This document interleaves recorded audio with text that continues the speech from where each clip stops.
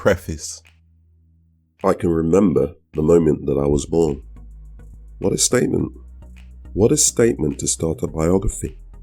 But I feel that it's the only way to describe how my immaculate mind became mush. I can remember the moment that I was born. I remember it clearly. I remember it as if it happened yesterday. It's vivid in my mind. Strong, clear images.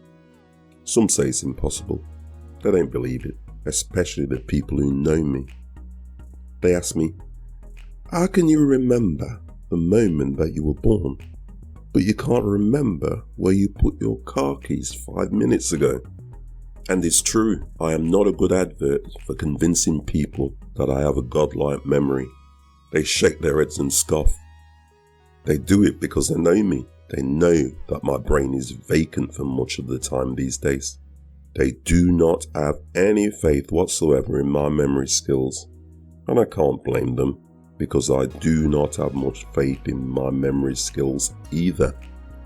I mean, I can walk through the door, put my phone down somewhere to take off my coat, and minutes later, I will be frantically searching for the device. I laugh at myself.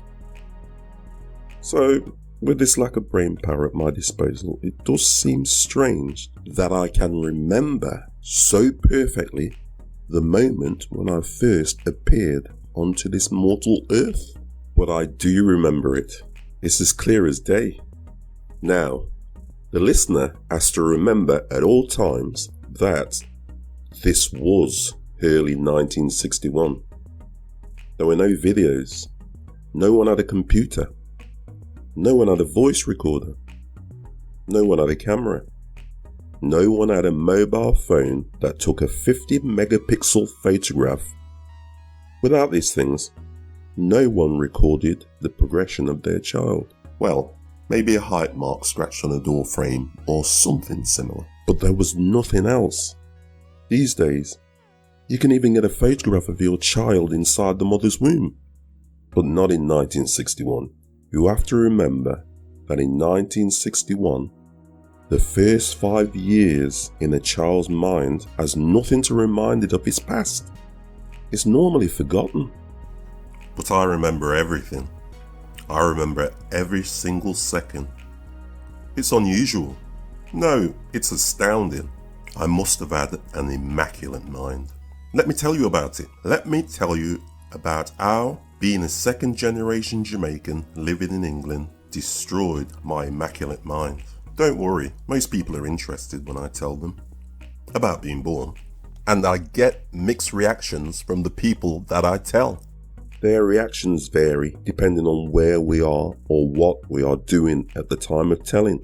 An older person will react differently to a young person, simply because the younger person will have a 50 megapixel camera in their pockets at the time of speaking. The younger they are, the less impressive my story becomes, because their births and progressions through life are recorded almost daily. My birth? Well, it usually comes out at a wedding, birthday, or any kind of party really. To be perfectly truthful, I could bring it up anywhere. I would bring it up anywhere. It's my party piece. On a train, in a lift, a passenger in a car. I was not shy. It always came up. I always bring it up. But why do I always bring it up? Maybe because I have nothing else to talk about. Well, nothing to get a conversation going anyway. It's a conversation starter, if nothing else. Now that I'm old, I think I bring it up because I'm looking, hoping for answers. Yes, I have realized that all my life, what I've been looking for is an answer. Introduction. In the early years, when I divulged my conversation starter to the unsuspecting listener, I usually got wry smiles, dry smiles. I got replies of disbelief. Occasionally I get a "this guy's crazy" kind of look or comment. Because the world is so diverse, some very rude people actually laugh in my face just because I told them that I remember being born. Imagine that. How do you remember being born? They ask, as if I'm supposed to know. Surely the brain has not developed sufficiently at such an early age to remember popping out of your mother's womb. It's not possible. I tell them that I remember it clearly, because it's reoccurring. It comes back to me once every couple of months. It reoccurs in my head, constantly. I close my eyes, I see a bright light, and suddenly, being aware of my surroundings, then I open my eyes. At first, it was just bright light. Then it became clearer. The first faces that I see are strangers' faces. Faces looking down at me. I hear echoing sounds. Then I see people. Faces made of light. Then I see more people. Then moments later, seeing my mother's face, it was the brightest in the room, and then feeling safe when I saw her light. Her face was like fire. Yes, fire surrounded by a blinding light. I remember trying to turn away, but I could not. The light that surrounded her face, it was like a magnet. It drew me to her, like maybe a moth would be drawn to a lamp. They took me away from the light. I remember people touching me. There was a feeling of calm, as if everything was going to be okay. I cried out, but not because I was afraid. I had no control over what my body was doing. Crying just seemed the right thing to do. I do remember it clearly, but I have not always appreciated the gift that God gave to me.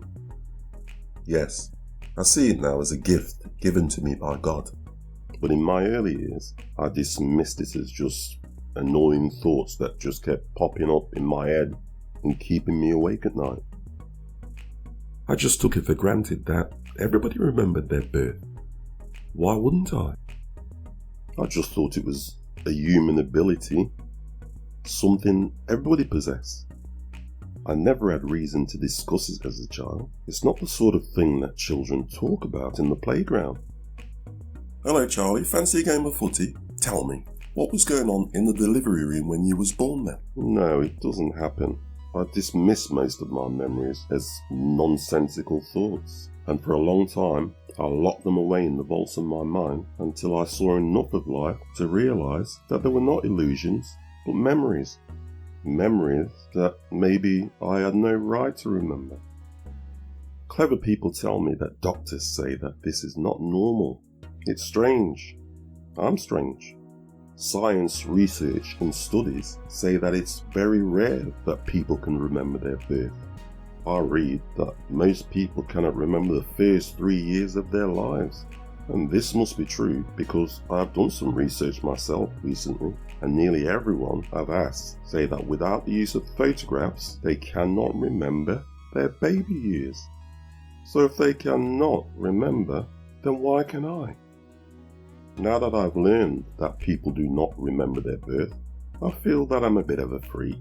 Moreover, if anyone in the world should remember these things, it certainly should not be me. Why? Like I told you earlier, if you ask anybody who admits to knowing me, they would tell you my memory is very, very bad. I could forget something or someone just like that in the blink of an eye, poof, gone. It's not that I mean to be rude, just that my brain does not store information easily.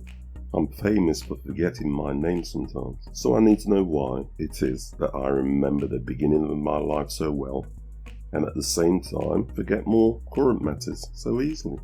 Now don't get me wrong, I have not been living a life of meditation into my past trying to right a wrong. Far from it. My forgetfulness has never been a problem to me. In fact, sometimes it's been a godsend. You don't worry about things when you can't remember them. Forgotten, poof, clear mind, get on with life. Believe me, I was stress-free for a long time. Ignorance is bliss, as they say. I was the least stressed person on the planet. Until now. Now I'm stressed. I am now repeatedly asking myself why. Why me? My brain hurts. I'm damaging my brain by asking and not getting any answers in reply. Have I befuddled my brain so much asking it the same question that it's retired and it's gone into rest mode? I need to stimulate my brain back to life. I have to give it answers. I understand that there are others out there, just like me, people who remember their birth, so I don't feel so much of a major freak, just a minor one. I'm not alone. It's a great comfort. But where are they?